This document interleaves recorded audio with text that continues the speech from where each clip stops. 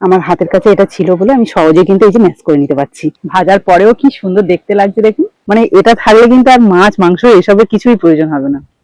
নমস্কার বন্ধুরা, সাবিত্রী কিচেনে আবারও চলে এলাম নতুন একটা এঁচোড়ের রেসিপি নিয়ে। আর এর জন্য কিন্তু এঁচোড়টাকে আমি আগে থেকে কেটে হলুদ জলের মধ্যে রেখেছি, যাতে কোনো রকম কালো ভাবটা না আসে। আর আগের ভিডিওতে আপনাদের দেখিয়ে দিয়েছি কিভাবে একদম সহজ পদ্ধতিতে এঁচোড় কাটতে হয়। আর এভাবে কাটলে কোনো রকম হাতে আঠা লাগবে না, এবং যা দিয়ে কাটবেন তাতেও কিন্তু কোনো রকম আঠা লেগে থাকবে না। সেজন্য নতুন করে আজকে দেখালাম না। তবে আজকে যে এঁচোড়টা বানাবো সেটা কিন্তু খুবই ইউনিক এবং খেতে দারুণ সুস্বাদু। এটার নাম হলো এঁচোড়ের কপ্তা কারি। তো একদম সহজ পদ্ধতিতে আর কম সময়ের মধ্যে রান্না করে দেখাবো, আশা করি আপনাদের ভালো লাগবে। রান্নার জন্য প্রথমে উনুন ধরিয়ে নিলাম, বসিয়ে দিচ্ছি একটা কড়াই।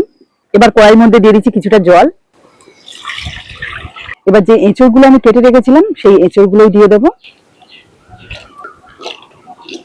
আর যেহেতু এটা এঁচড়ের কোপ্তা কারি, সেই জন্য কিন্তু একটু আলু দিতে হবে, তাহলে কিন্তু খেতে বেশি ভালো লাগবে এবং বাইন্ডিংটাও ভালো হবে। তো তার জন্য আমি একটা মিডিয়াম সাইজের আলু আগে থেকে কেটে রেখেছিলাম, সেটাও আমি এঁচড়ের সাথে সিদ্ধ করে নেবো। সিদ্ধ করার সময় দিয়ে দিচ্ছি অল্প একটু হলুদ গুঁড়ো আর নুন। এবার ঢাকনা দিয়ে প্রায় 10 মিনিট মতো ভালো করে সিদ্ধ করে নেবো।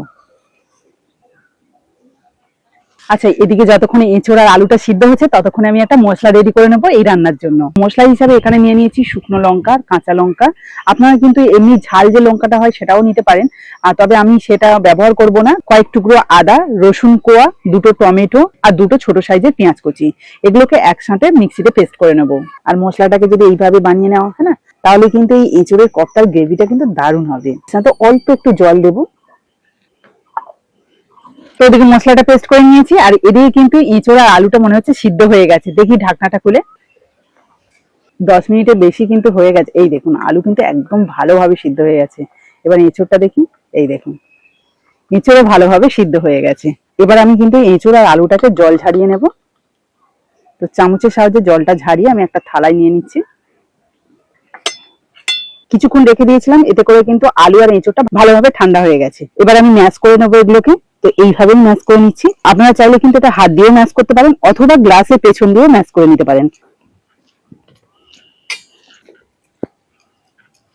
আমার হাতের কাছে এটা ছিল বলে আমি সহজে কিন্তু এই যে ম্যাশ করে নিতে পারছি।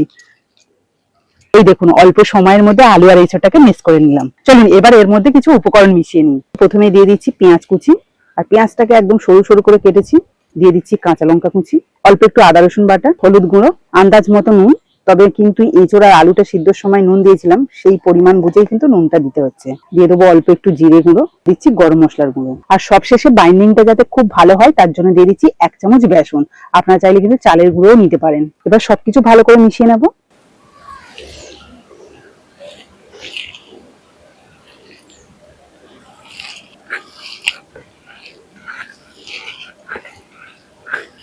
সবকিছু ভালোভাবে মিশিয়ে নেওয়ার পরে আমি হাতটা ধুয়ে হাতে একটু তেল লাগিয়ে নিয়েছি। এবার আমি কপ্তার শেপ দেবো, তার জন্য চামচের সাহায্যে অল্প একটু কেটে এইভাবে হাতে নিয়ে নেব, আর সেটাকে 2 হাত দিয়ে এইভাবে গোল করে নিচ্ছি।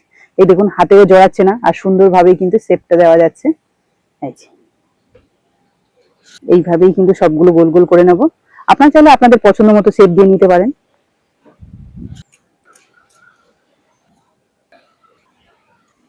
তো বন্ধুরা দেখুন, সবগুলো কিন্তু কপ্তা সেট দিয়ে নিয়েছি। এবার এগুলোকে ভেজে নেবো, তার জন্য উনুনটা আবার ধরিয়ে নিলাম। ভাজার জন্য কড়াইয়ের মধ্যে দিয়ে দিচ্ছি বেশ কিছুটা তেল। তেলটাকে বেশ ভালো করে গরম করে নিলাম। এবার এক এক করে বলগুলো ভেজে নেব।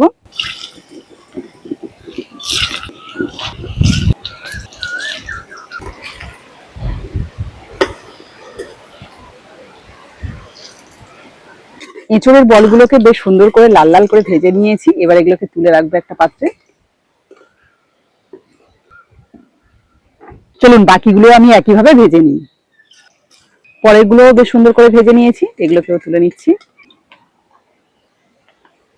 এই দেখুন, ভাজার পরেও কি সুন্দর দেখতে লাগছে দেখুন। এবার তো গ্রেভিটা বানাবো, তার জন্য কড়াইয়ের মধ্যে যে তেলটা রয়েছে ওই তেলের মধ্যে সামান্য একটু তেল দিয়ে দেবো। 1/2 চামচ মতো চিনি। কালারের জন্য আমি এখন তেলের মধ্যে দিয়ে দেবো 1 চামচ কাশ্মীরি লঙ্কার গুঁড়ো, আর সঙ্গে সঙ্গে কিন্তু যে মশলাটা পেস্ট করে রেখেছিলাম সেটাও দিয়ে দিচ্ছি। এবার আমি এর মধ্যে দিয়ে দিচ্ছি হলুদ গুঁড়ো পরিমাণ মতো, 1/2 চামচ জিরে গুঁড়ো, স্বাদ মতো নুন, দিয়ে দিচ্ছি মশলা ধোয়া জলটা। এবার এটাকে মিডিয়াম আঁচে ভালোভাবে কষিয়ে নেব। আচ্ছা, এখানে কিন্তু মশলাটাকে বেশ কিছুক্ষণ কষিয়ে নিয়েছি, আরো একটু কষাবো। তার আগে আমি এখানে কিছুটা বাদাম বেটে রেখেছিলাম, সেই বাদাম বাটাটাই এর মধ্যে দিয়ে দেবো। আপনারা চাইলে দই টইও দিতে পারেন, তবে আমি ওসব কিছুই দিইনি, একটুখানি বাদাম বাটা দিলাম। এতে করে একটু মিষ্টি মিষ্টি লাগবে আর খেতেও ভালো লাগবে, গ্রেভিটাও ঘন হবে বেশ।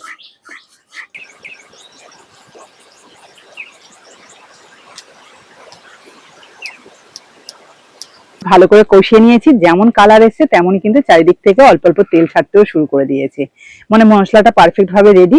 এবার আমি এর মধ্যে দিয়ে দেবো কিছুটা পরিমাণে জল।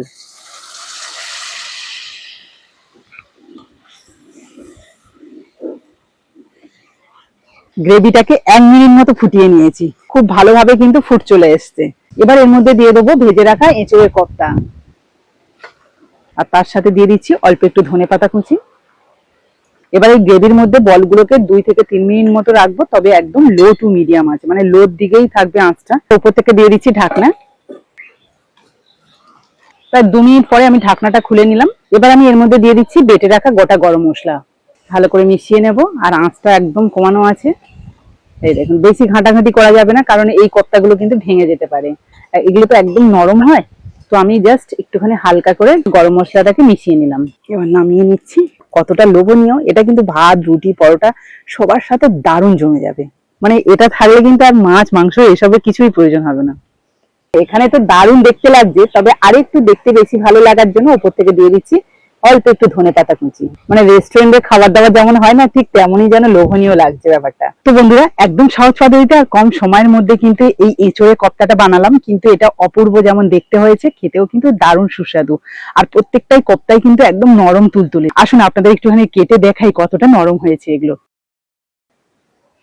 দেখতে পাচ্ছি কত সুন্দর হয়েছে এই কোফতাগুলো। তো এটাই আমি এখন শুধু শুধু খেয়ে আপনাদের একটু বলি এর স্বাদটা কেমন হয়েছে।